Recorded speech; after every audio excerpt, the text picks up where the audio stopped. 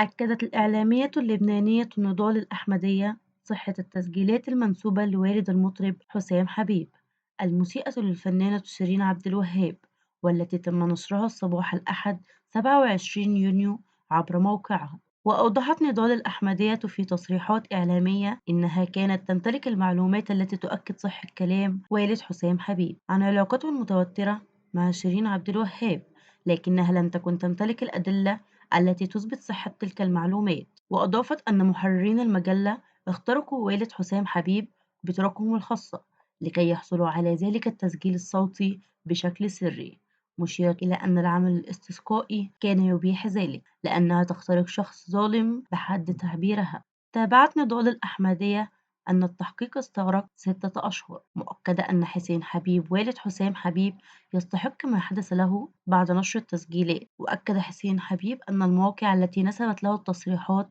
تروج للكذب والافتراء، قائلا في تصريحات صحفية: ناس عايزة تخرب بيوت الناس، ده مش صوتي.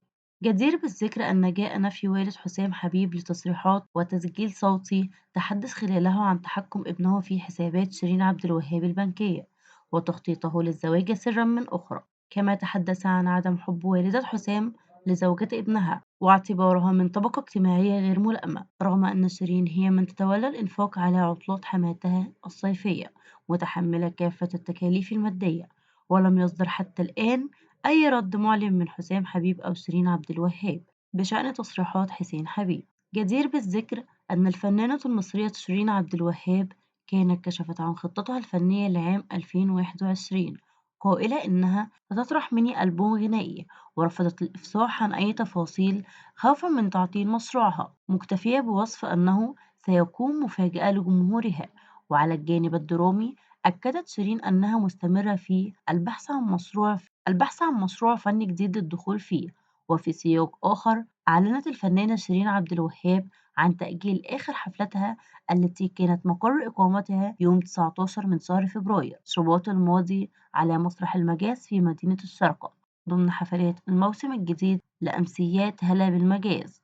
فقد أعلن مسرح المجاز عن تأجيل حفل كل من النجمتين أصالة وشيرين عبد الوهاب حرصا على سلامة الجميع من تفشي فيروس كورونا.